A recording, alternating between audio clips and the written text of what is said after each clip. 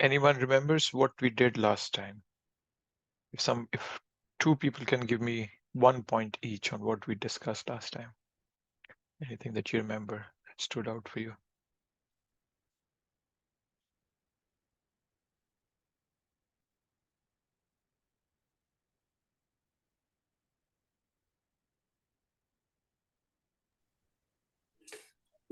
We discussed about the faith of different people, especially those who worship demigods for just small benefits. And Krishna says that he kind of fixes their faith in those demigods. Although he also says that even if we worship demigods, it's ultimately he is the beneficiary. That's a good point. Yes, even if we worship demigods, he's the beneficiary. He's the one providing all the benefits. But if I don't realize that and the connection is broken, then I don't get the benefit. So demigod worship by itself is not wrong. But if I worship demigods without Krishna in picture, then it's not appreciated, neither it's being promoted by Krishna. He's saying that, no, that's not the appropriate way of doing it. And we also discussed that how, Lord Shiva, even though he's a demigod, and many times Prabhupada or Krishna himself denounces demigod worship, but when you go to any of our dhams, Lord Shiva is there as a protector, dham protector. I mentioned how when we go to Mayapur, Chaitanya Mahaprabhu's birthplace, there is a temple of Lord Shiva right very close to where Mahaprabhu was born, near the neem tree. So they're just very close to that. So we always pay our obeisances to him. And similarly, at many other dhams also, Lord Shiva has a board, and we respect him as the dham protector, and we pray to him accordingly.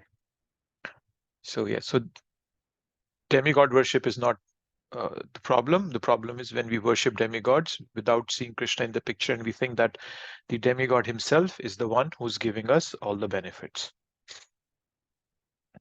Okay, thank you. Anything else? Anyone remembers?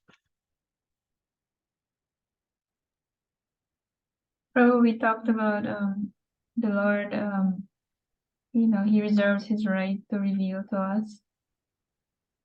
I didn't get that, Mataji. What word did you say? Reserves his right to reveal himself to us. Yes, yeah. He reserves his right, and it's completely, it's not dependent on anything. The Krishna is revealing or giving us the mercy is not dependent on anything.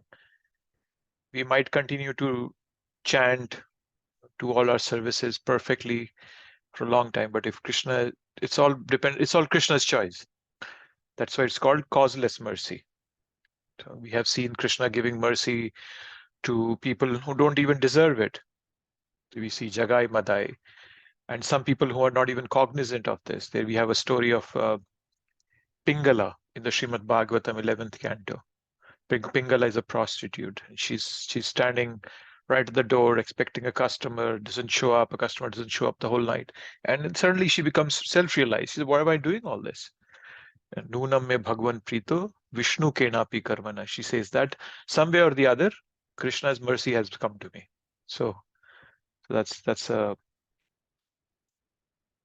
beauty of the whole process. Thank you. Thank you very much. And one more point that we brought out was that demigod worship, Krishna is calling them, he considers impersonalists worse than demigods actually. Right? That was one more thing that came out. Right? Mayavadis, Krishna calls them alpa buddhaya, calls them, whereas the demigod worships were called alpa medhasa. So low intelligence versus no intelligence. So the Mayavadis come even lower in the ladder when compared to demigod worshippers. At least they acknowledge that there is a personality behind, there's so-called, who governs these so-called energies in this universe. But then Krishna calls Mayavadis as Alpa Buddhaya, because they're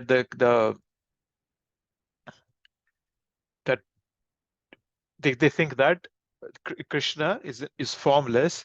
He's just a consciousness. He's an amorphous blob somewhere, And when he comes to this world, he also takes a material form, which is actually an offense to the personal form of the Lord. They call it temporary.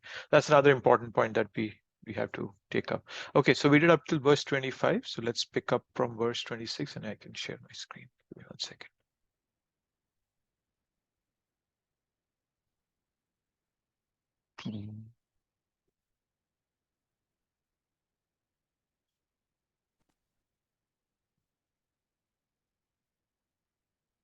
(26).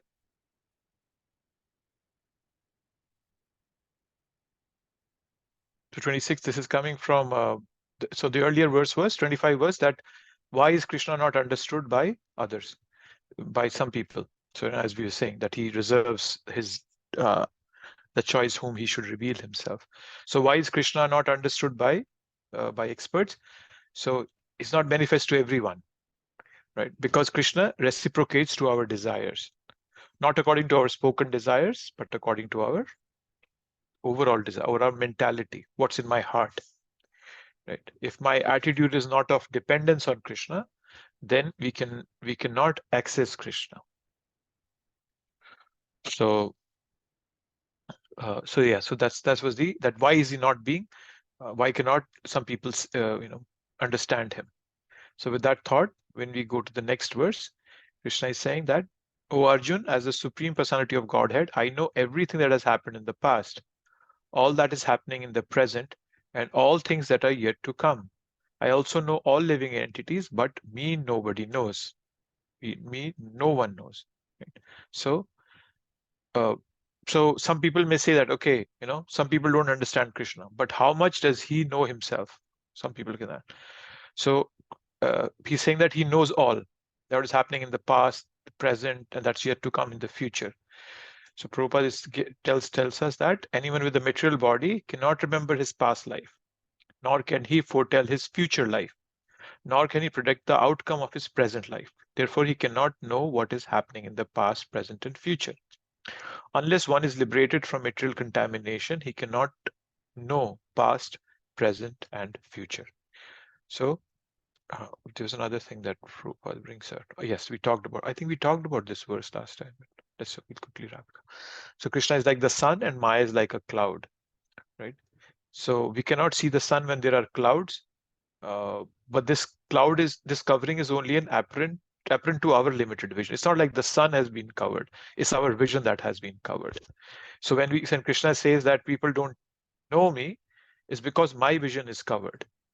It's not like as if Krishna is taking an extra effort to hinder my vision, my connection with Krishna. It's me who has divorced this relationship with Krishna voluntarily, saying that, no, Krishna, I want something else other than you. And then I fall trapped to all the presentations in this world. And then the outcome of that is fear. Because now I'm thinking I'm separate from Krishna. Fear, anxiety, stress, that comes into my life. And I constantly look for that support in people surrounding me, people, things, matter, whatever it may be. But then I never get that. So bhayam duiti abhivineshata sayad ishat apitasya viprayo smritai. That when my bhayam comes, when Dvitiya means I am thinking myself Krishna separate from Krishna. We are two different people now. So then that's where bhayam comes in, fear comes in. So that is why all of this reason is distracting enough for me to not know Krishna, not see him. That is why Prabhupada in the preface of Nectar of Instruction, he said that first of all, through all our practices that are given to us, by following them, we have to come to the mode of goodness. Then the future path is automatically cleared for us. From within our heart, Krishna speaks to us. Tesham sadata yuktanam bhajate priti purvakam dadami buddhi yogam tam yena mamupayanti te. Tesham aham no. Tesham eva anukampartham aham agyan jamtama nashyami atma bodhasya jnana deepena bhasvata. This is 10th chapter, 10th and 11th verse of Bhagavad Gita. Krishna gives the path that how when you approach me with love and humility, then I open up and I give you I Gyan Deepena Bhasmata. Gyan, by the lamp of knowledge, I burn out all the ignorance from your heart. So that covering, that I don't know who Krishna is, that goes away automatically. So that's the beauty of the process that we are following. By sincerely following that path, we are able to remove those clouds that are covering us. So,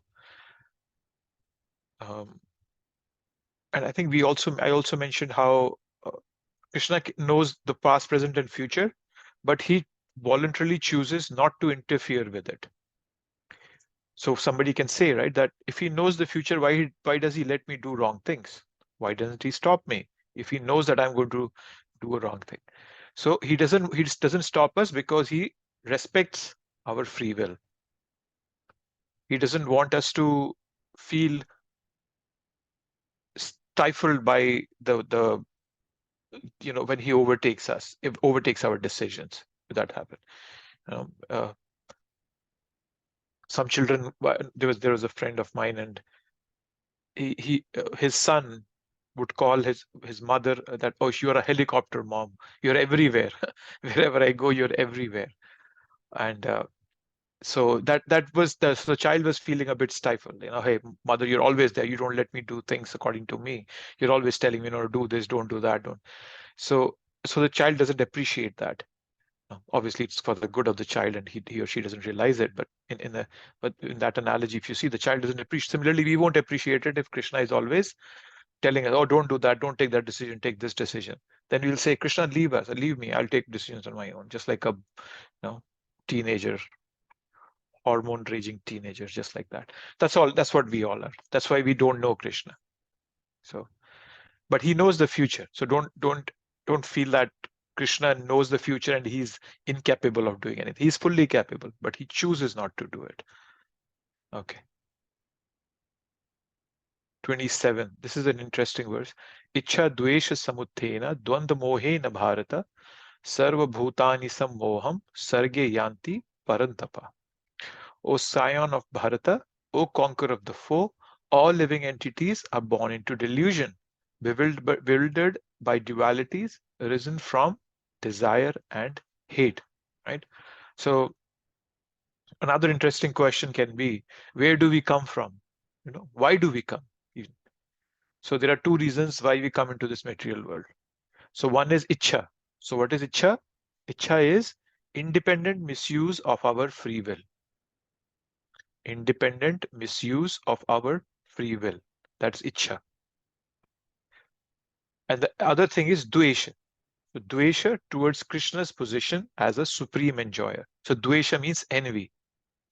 So let's see what Prabhupada is calling Dvesha. Hate. Prabhupada is calling hate or envy. Dvesha means hate and envy, both those. So yes. So Dvesha is our envy towards Krishna.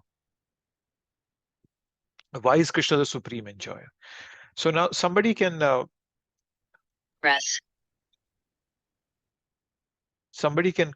ask us that, okay, that how can I be? What does it mean to say that we are envious of Krishna? What does this dvesh mean, right? So dvesh means that when we see Krishna, Krishna is the person. Yes, he's a person. He's this bluish black boy with a peacock feather. But then God is not just a person, but also the absolute truth. He's the source of everything, especially everything attractive. Right? And Krishna is classified in 6 opulences, right? There is this word given by Parashara Muni, who's the father of Vyasadeva. He gives that Aishwarasya Samagrasya Virasya Yasha Shreya Jnana Vairagyaschaiva Sanam Bhaga Itingina. So this is coming from the Vishnu Purana, that there are 6 qualities that Krishna has, which he's complete in, right? He has strength, fame, wealth, knowledge, beauty, and renunciation. 6 things, right? So how are we envious of Krishna? So whenever we work in this material world without this concept of Krishna in our lives, we're trying to be best in whatever field we are in, right? So what we are trying to do, we are trying to be God in our own way, right? Because God is the supreme in every field. And when I want to be best in anything, I'm in one sense envious of God. I want to usurp his position, right? So we all have our own God project. We all want to be God in something or the other. But then somebody can say, oh, is it wrong to be best in a field? Say, no, there is no wrong, nothing wrong in being best in a field. But when people want to be best, we try to establish our supremacy over everyone else. So then this definition of success, that I will be better than everyone else, will be a seed of conflict and suffering, right? So more people will be unhappy with this definition of success. So Shastras tell us that this is a flawed definition of success. When we say that by success means that I should be better than everybody else, right? What the reason it's a flawed definition, because it is based on the premise that our happiness depends on our becoming the greatest, right? We don't want to enjoy like God, but we want to enjoy with God. That should be the proper attitude. We don't want to enjoy like God. We just want to enjoy with God, right? I don't want to be Krishna. I want to be Krishna's. I want to be his. I don't want to be him. I want to be his, right? Like take an example of Ravan and Hanuman. Ravan wanted to enjoy as God. He wanted to enjoy God's energy, Mother Sita. And so he wanted to enjoy as God. But then there was Hanuman who wanted to enjoy with God. So Hanuman is reputed across the Shastras as a perfect devotee, whereas Ravan is respected as a demon across the Shastras. So Hanuman wanted to enjoy with God, and that's why he's appreciated. So going back to what I was saying, that if we put our definition of success, that for me success means I have to be better than everybody else, then that definition is a flawed definition, right? So we can do a lot of things, but not with the motive that thinking that by becoming greatest, I will be happy, right? If I go with that perception that by being greatest, I'll be happy, when I lose that position, it'll bring me a lot of misery also, right? But when we use all our talents to reciprocate with God, that will bring us greatest happiness. It's obviously it's very natural to be attracted to a person who is successful. No doubt about that. There's no doubt about that. But then when we don't get attracted to Krishna when we hear about Krishna, because in our heart we have this subconscious desire to be God, right? So so uh, so that's the problem. So that's why we are being told here, ichha dvesha samuttena. So the dvesha that I have in my heart is primarily arising the duality. I told you about bhayam dviti abhiniveshata sayat. So dviti means a duality. Because I'm separate from Krishna, that leads to desire and hate. That's the root of all it. My innate desire or my innate envy towards Krishna's supremacy in one form or the other. We might not accept it, and I might say, oh, I'm not envious of Krishna, but down deep I am to some extent, because I am trying to be best in something. I want to, in one sense, I want to usurp Krishna's position in being best in whatever it is, because Krishna himself has told us that he's the best in whatever we see around us all the time, right? That I'm the taste of water. Rasoham apsu konteya prabhashmi shashi suryo. Pranava sarva vedeshu sabdake paurusham nishu. Right? Shabdake paurusham nishu. I'm the energy I'm the prowess in the man. I'm the ability in man. Krishna said this in the 7th chapter earlier. All of you who were at the Rath Yatra must have seen that there was a person across the road who kept on speaking for 2 or 3 hours about telling us how Jesus Christ is the Lord and everybody else is going to hell and whatnot. If you'd have looked at him, you'd have realized that he's getting so much energy. Where is that coming from? That ability is also coming from Krishna. But he's choosing a wrong ability, even though Krishna is giving it, but then the choice is wrong on his part. He should not choose Krishna's energy to denounce an activity that is glorifying Krishna. Rath Yatra is a glorification of the Lord. So that's the problem.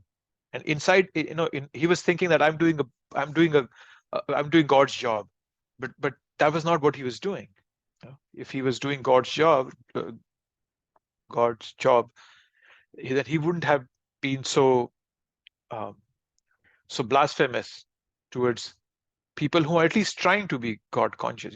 Okay, I'm not a perfect devotee, but I'm at least trying to be. So that's where it is. So that's where all the duality is coming when I'm seeing myself separate from Krishna. That was the thought process for envy. Right? So, and we always think in our heart, why is Krishna enjoying? Why can't I enjoy? Right? That's dvesha. So there is this generic envy, right, in all of us. Another aspect to look at it is that there is a generic envy in all of us, that I'm self-conscious rather than Krishna conscious. I want to enjoy. I want to be the center of the universe.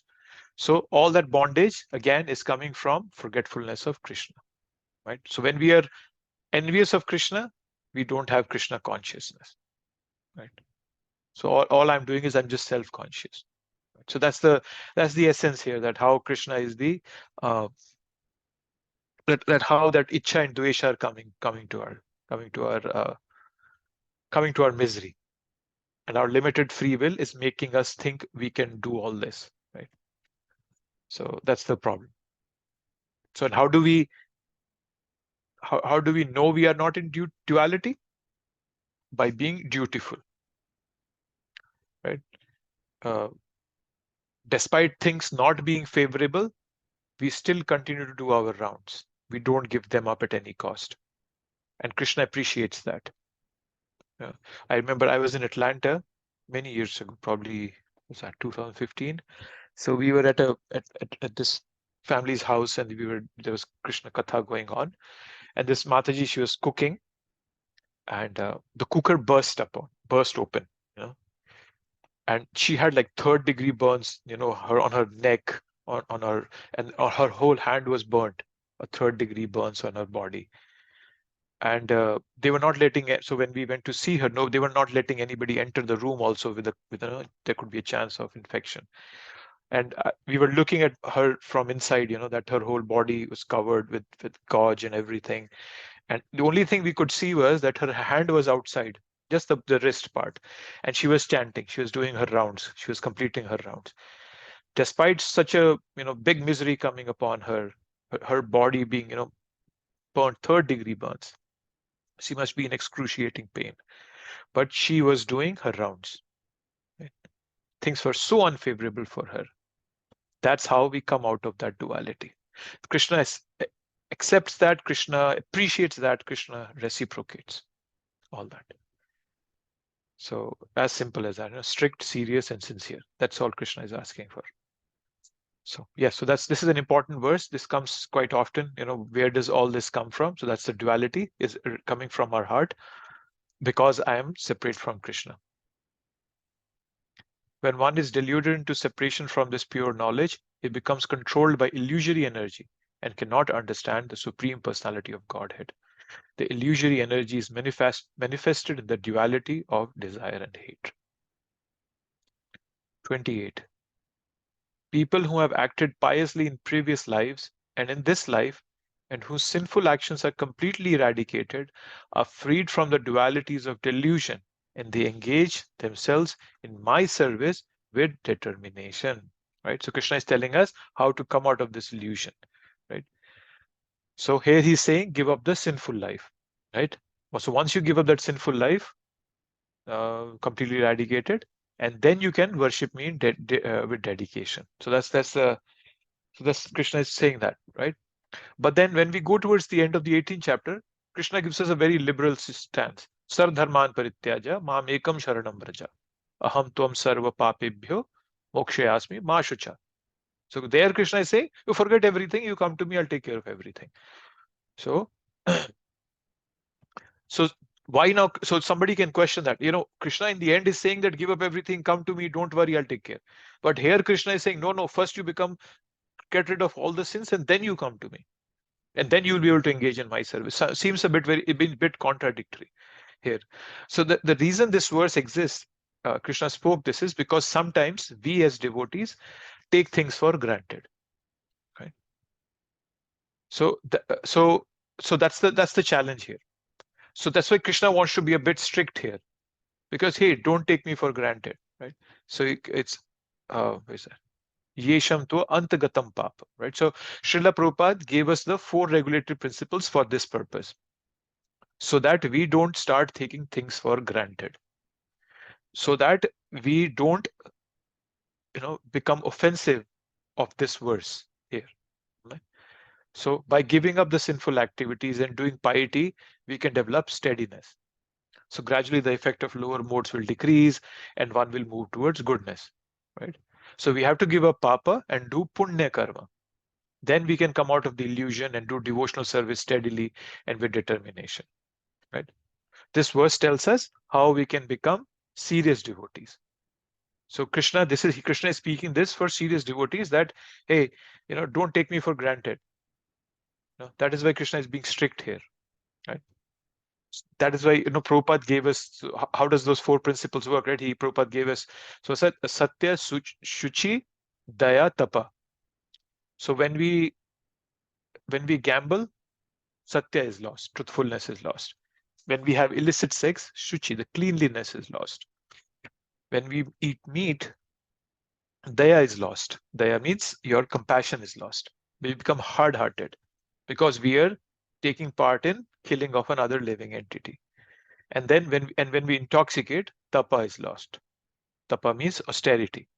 Right? We all, you must have seen it at some point or the other. People, when they drink alcohol, when they intoxicate themselves, their austerities are lost. They lose control over themselves.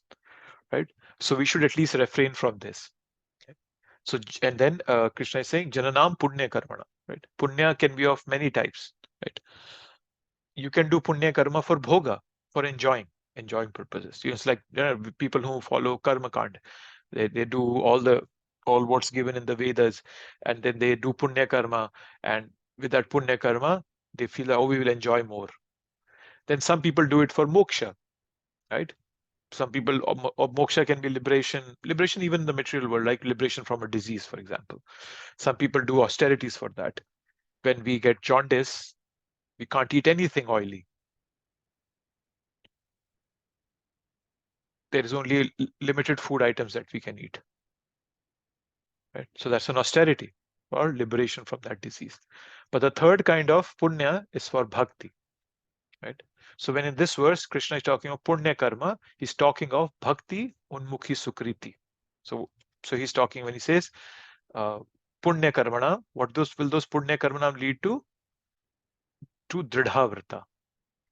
Dridhavrta in bhajante Krishna. So to bhajante, we'll get a dridhavata to bhaj Krishna. So bhajante, the word bhajante, as Prabhupada is telling, engage in devotional service.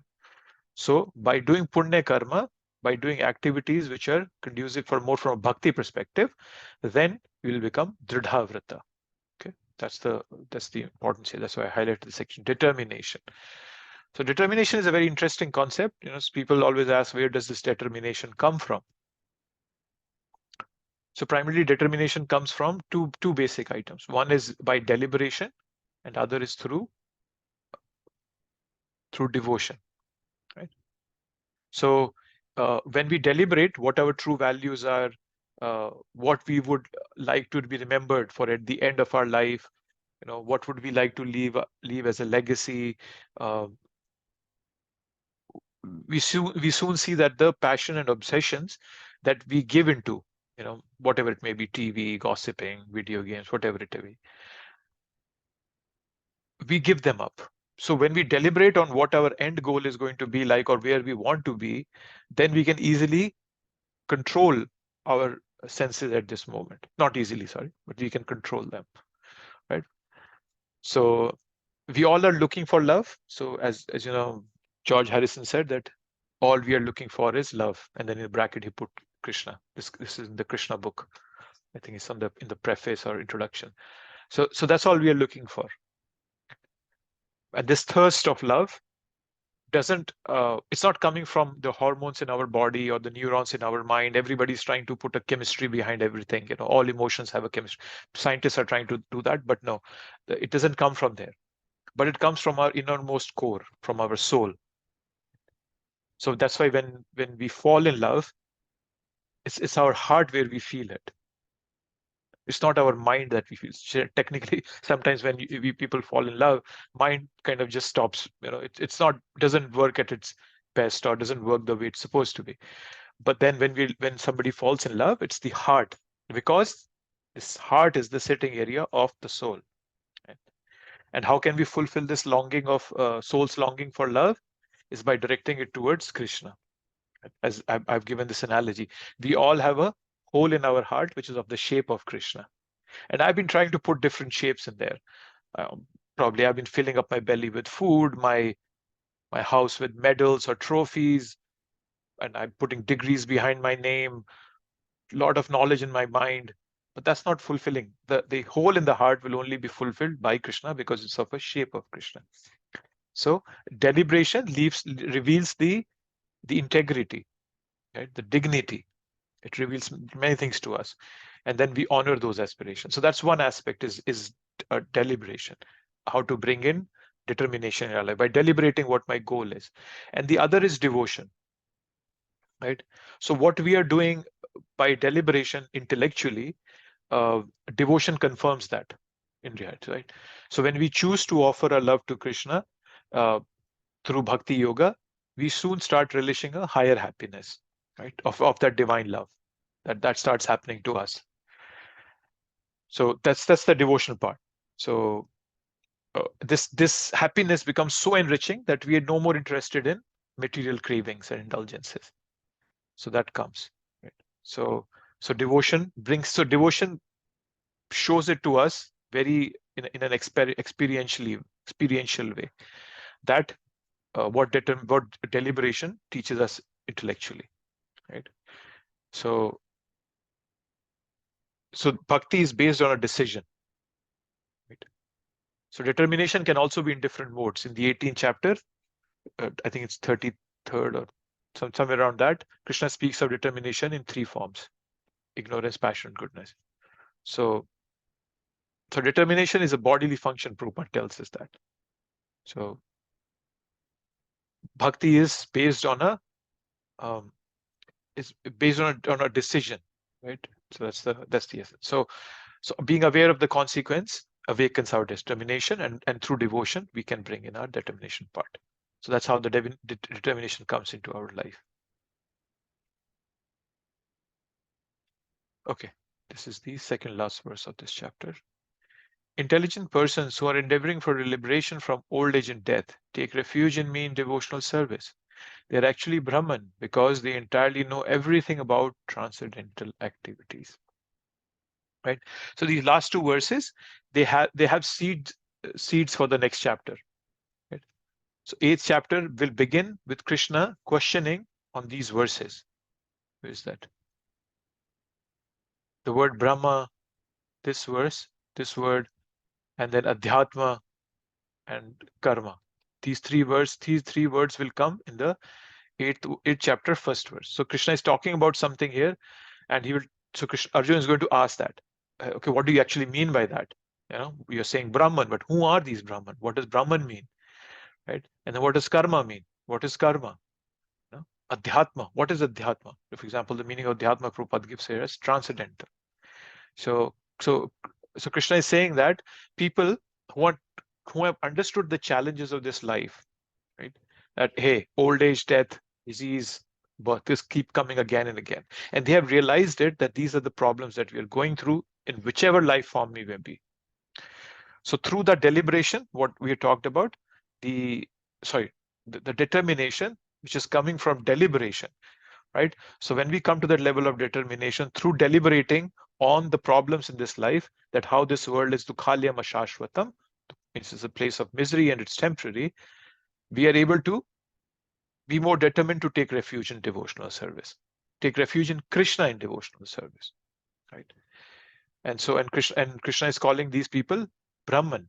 So Brahman is the word, and we'll talk more about it in the 8th chapter, but the words being used in Bhagavad Gita, the same word can have different meanings. So here, Brahman is talking more about a self-realized person. So that's being called here Brahman. So Krishna is saying that people who have realized this problem through determination, through deliberation and devotion, and have come to the point of determination, they take refuge in me fully. So let's see what Prabhupada is saying. Only persons who perform activities in Krishna consciousness, Mam Ashritya, are actually entitled to be called Brahman because they're actually endeavoring to reach the Krishna planet. Such persons have no misgivings about Krishna, and thus they are factually Brahman. So Prabhupada is giving the meaning of the word Brahman. Brahman means somebody who is performing activities in Krishna consciousness. Mam Ashritya. Right? So we all, even though we are not perfect, we are far from, at least I'm far from perfection, but because I have a sincerity in my heart in performing my activities for Krishna, so I am entitled to be called a Brahman, even though I haven't reached that position. But Prabhupada is so merciful, Krishna is so merciful, that even for a beginner, all these facilities are available. All that protection from Krishna is available, even for a beginner. So that's the beauty of this process. Okay, last verse. Here again, there are terminology that Arjuna is going to ask. Sa Adi Bhuta Adi Devam. So there is Adi Bhuta and Adi Devam. That's something Arjuna will ask. He's going to ask Adi Yagya. What is Adi Yagya? And then the most important question, which will take up the whole chapter, will be about Prankali. So let's finish this off first. Those in full consciousness of me, who know me, the Supreme Lord, to be the governing principle of the material manifestation of the demigods and of all methods of sacrifice, can understand and know me, the Supreme Personality of Godhead, even at the time of death. Right? This is interesting. Now Krishna is kind of he's summarizing it, right? Conclusion to the whole chapter. One who knows these things, Adi Bhuta, Adi Yagya, etc., they will always know me. So, and he's talking about the governing principles of material manifestation. He's talking about demigods. He's talking about sacrifices. So who knows this at the time of death, they will know Krishna in full. So application of the jnana, we talked about it, right? Jnana vijnana sahitam. We talked about the second verse of this chapter. There was a mention of jnana and vijnana. So jnana is knowledge and vijnana is realized knowledge, right? So through all the jnana that Krishna has given us in this chapter, we are expected to come to a realization. And by the end of the life, we can perceive Krishna as all the above, Brahma, Adi Bhuta, Adi Deva, Adi Yagya, and all that, and become Krishna and conscious, Krishna of conscious, become conscious of Krishna everywhere. So in the next chapter, Arjuna will try to understand these terms. So the point is, don't be disturbed at the last moment of death. Remain unbewildered. How? By understanding Krishna in these features. But unfortunately, in this Kali Yuga, there is a rarity of good association, right? There is a rarity of human life also. This human life is very rare. Bahunam janmanam ante jnanvan mam prapadyate vasudeva sarvamiti sa mahatma sudurlabha. The third verse of this chapter. Bahunam janmanam ante jnanvan mam prapadyate. So first of all, the human life is rare, and then bahuna, after many, many human life births, do we realize Krishna, Vasudeva Sarvamiti, right? So rarity of association, rarity of human birth, and then the rarity of achieving full perfection in this life is the thrust of this chapter. And Krishna is teaching that you can do all of that you can take full advantage of all of that by being conscious of me at the last moment of your life. And so we'll talk more about death. So probably a gloomy topic for some, but I like that topic. So we'll talk more about it when we come to the 8th chapter. But then, yes, remembering Krishna at the last time of our lives is the goal of everything. Krishna will say this in the 8th chapter. We are told about this Shukadeva Goswami in the 2nd canto, 1st chapter, verse number 6, right? Janma labha parapumsam ante narayana smriti. Ante narayana smriti. Smriti is remembrance, ante and Narayana, Krishna. That's the goal. To remain unbewildered. So bhakti is a path of grace that comes from Krishna. Right? It's not a mechanical path. It's not like many other sections of society believe that it's they believe that God is neutral. So they think that, okay, I will do these XYZ things and I'll get Krishna's mercy, God's mercy, and everything will be perfect for me, right? So, but then that's not the way it works. So bhakti is a path of grace, not of a mechanical justice system. Right? But Bhagwan Roop. So the Paramatma and the Brahman Roop is still, you can say, is impartial, but then Bhagwan Roop Krishna is partial. So he's impartially partial, you can say, in one sense. And he says this in the 9th chapter, 26th verse, right? Sammoham sarva bhuteshu name dveshu asti na priya. Ye bhajanti tu mam bhaktya maite teshu chapiham. So that's the challenge, right? So therefore, our little endeavor now, which is aimed to attracting Krishna's attention, can go a long way at the time of death, right? So there should be 2 meditations, and coming from this chapter, conclusion of this chapter can be in one word. We talked about it, Dridhavrata. And how can we with Dridhavrata? By 2 meditations. How I want to live and how I want to leave. Okay, so that's the essence of this whole that's the essence of this whole process. Okay, so this is where we end the chapter.